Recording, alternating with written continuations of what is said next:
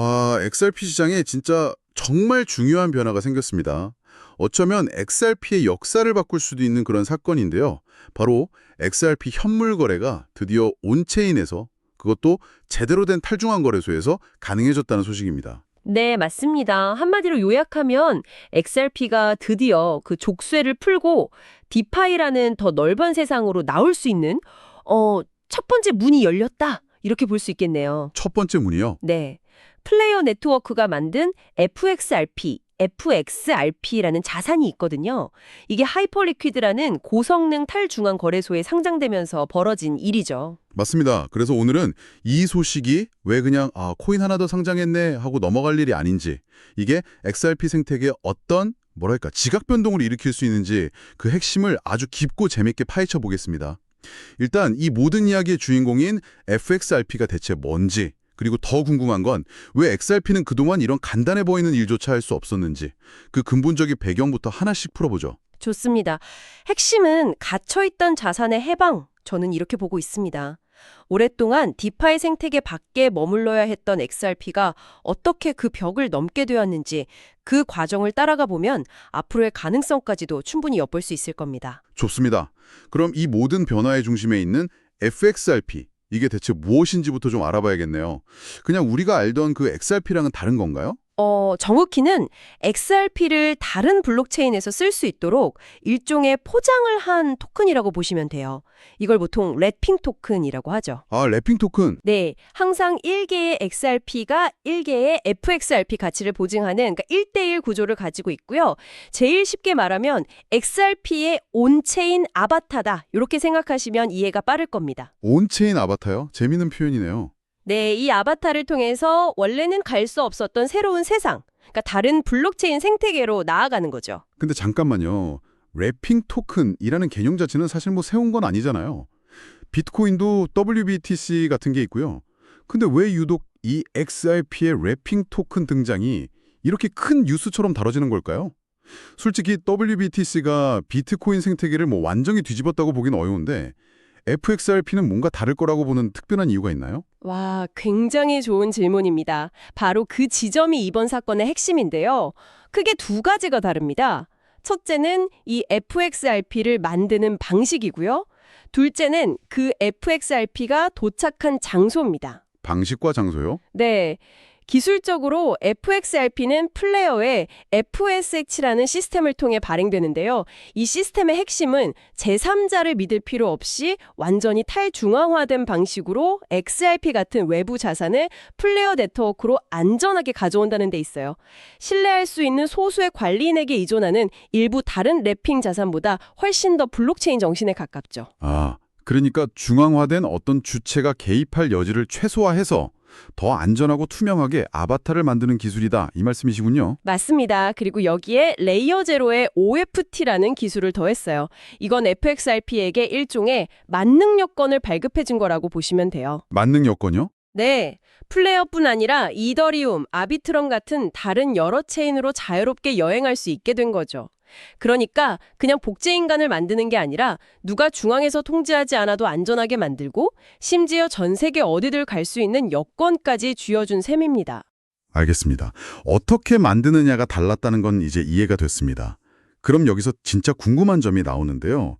왜 다른 코인들은 비교적 자유롭게 여러 체인을 오가는데 유독 XRP는 이렇게 복잡한 방식이 필요했고 지금까지 온체인 현물 거래가 어려웠던 걸까요? 뭔가 근본적인 장벽이 있었던 것 같네요. 네, 가장 근본적인 이유는 바로 호환성 문제입니다. 언어 장벽이라고 생각하시면 쉬워요. 언어 장벽이요? 네, XRP가 사용하는 XRP 레저와 지금 디파이 생태계의 중심인 이더리움 기반 네트워크들은 사용하는 기술 언어가 완전히 다릅니다. 이더리움과 그 파생 체인들은 EVM이라는 가상 머신을 공통 언어로 사용하는데 XRP 레저는 그게 아니거든요. 아, 마치 한국어만 쓰는 사람하고 영어만 쓰는 사람이 직접 대화하기 어려운 것과 비슷하군요. 중간에 통역사가 꼭 필요한 것처럼요. 정확한 비유입니다. 그 통역사 역할을 해주는 게 바로 브릿지 기술인데요. 그냥 통역사가 아니라 양쪽의 돈을 안전하게 보관하면서 절대 떼어먹지 않을 거라고 100% 신뢰할 수 있는 탈중앙화된 로봇 통역사가 필요했던 거죠. 로봇 통역사. 네, 지금까지 XRP를 이더리움 기반의 탈중앙 거래소, 그러니까 덱스로 안전하게 옮길 수 있는 공식적인 비수탁 브릿지가 없었습니다. 내 자산의 통제권을 제3자에게 넘기지 않고 안전하게 보관하면서 체인을 넘나들게 해주는 그 핵심적인 다리가 없었던 셈이죠. FXRP와 FST 시스템이 바로 이 끊어진 다리를 연결하는 핵심적인 인프라 공백을 메워준 겁니다. 그렇군요. 드디어 그 어렵던 다리가 놓였는데 아까 말씀하신 두 번째 차이점, 바로가 목적지, 왜 하필 하이퍼리퀴드였는지도 중요해 보입니다. 수많은 덱스 중에서 이곳을 선택한 특별한 이유가 있을 것 같은데요. 바로 그 점이 이번 상장을 단순한 사건이 아니게 만드는 이유입니다. 하이퍼리퀴드는 우리가 흔히 아는 유니스왑 같은 AMM 방식의 덱스가 아니에요. 아, AMM이 아니군요. 네, 전통 금융거래소처럼 온체인 오더북을 사용하는 고성능 탈중앙 거래소죠. 온체인 오더북이요? 그게 AMM 방식하고 어떻게 다른가요? 듣기만 해도 좀 더 전문적인 느낌이 드는데요. 맞습니다. 우리가 흔히 쓰는 유니스왑 같은 AMM 덱스는 거대한 자판기 같아요. 유동성 풀이라는 자판기에 코인을 넣으면 정해진 공식대로 다른 코인이 나오는 무인 상점 같죠? 쓰기엔 편하지만 가격이 급변할 때 손해를 보거나 전문 트레이더들이 원하는 정교한 주문을 하기는 어렵습니다. 그렇죠. 슬리피지가 발생하기도 하고요. 반면에 오더북 방식은 우리가 아는 바이낸스나 업비트처럼 매수자랑 매도자가 원하는 가격에 주문을 내고 그게 체결되는 훨씬 더 역동적인 전통시장이나 증권거래소에 가깝습니다. 이걸 탈중앙화된 방식으로 블록체인 위에서 구현한 게 바로 온체인 오더북이고요. 이런 구조는 기관이나 전문 트레이더들에게 훨씬 더 매력적입니다. 더 촘촘한 호가랑 깊은 유동성을 제공하니까요. 아하, 그러니까 일반 사용자들이 많이 쓰는 곳이 아니라 처음부터 전문가와 기관을 딱 겨냥한 곳에 첫 발을 내디뎠다. 이런 의미군요. 바로 그겁니다. 그리고 여기서 정말 흥미로운 지점이 나와요. 이전까지 하이퍼리퀴드는 실제 XRP 자산 없이 그냥 데이터 피드만 가지고 거래하는 파생상품, 즉 무기한 선물만 지원했습니다. 네, 실물 없이요. 네, 실물 없이 가격의 오르내림에만 베팅하는 말 그대로 유령 같은 상품이었죠. 그런데 이제 FXRP 덕분에 실물 자산인 FXRP와 스테이블 코인인 USDC를 직접 교환하는 현물 시장이 열리게 된 겁니다. 와, 그건 생각도 못했네요. 그럼 지금까지 하이퍼리퀴드에서 거래되던 XRP 선물은 실물 없이 그냥 가격 지표만 따라가는 유령 같은 거였는데 이제 FXRP 상장으로 진짜 몸을 가진 실물이 들어왔다는 거군요. 이건 시장의 성격 자체가 바뀌는 거 아닌가요? 정확합니다.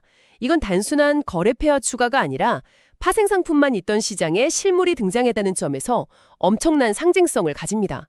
온체인에서 XRP의 실물 가치를 기반으로 한 가격 발견이 시작되었다는 신호탄이니까요. 단순히 거래가 가능해진 것 이상의 의미가 있다는 말씀이시군요.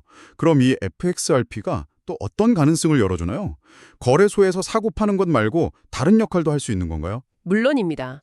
그리고 이것이 플레이어가 그리는 더 큰 그림, 바로 XRP-FI 전략의 핵심입니다. XRP-FI. 네, 지금까지 XRP는 대부분 중앙화 거래소 지갑이나 개인 지갑에 그냥 보관만 되어 있었죠. 가치 변동 외에는 스스로 부가가치를 만들지 못하는 말 그대로 잠자는 자산이었습니다. 맞아요. 제 지갑에 몇 년째 그냥 숫자만 바꾸는 걸 지켜보던 XRP가 이제 뭐 은행 예금처럼 이자를 벌어오거나 주식 배당금처럼 수익을 낼 수 있는 직업을 갖게 됐다. 이런 뜻으로 들리는데요. 와, 완벽한 표현입니다. XRP에게 직업을 찾아주자. 이게 바로 플레이어가 말하는 XRP-FI의 핵심 비전입니다. 그 첫 직장이 바로 하이퍼리퀴드라는 고성능 거래소인 셈이고요. 그렇군요. 이제 FXRP는 하이퍼리퀴드에서 거래된 후에 다시 플레어 네트워크로 돌아와서 다양한 디파이 활동에 참여할 수 있습니다. 예를 들어서 플레어 생태계의 대출 플랫폼에 FXRP를 맡기고 이자를 받거나 다른 토큰과 짝을 이뤄서 유동성 풀에 공급하고 거래 수수로 수익을 얻을 수도 있습니다. 물론 스테이킹을 통해 보상을 받을 수도 있고요. 와, 진짜 잠자던 사자를 깨운 것 같은 느낌입니다. 지갑에서 먼지만 쌓여가던 자산이 이제 스스로 돈을 벌어오는 일하는 자산으로 바뀐다는 거군요.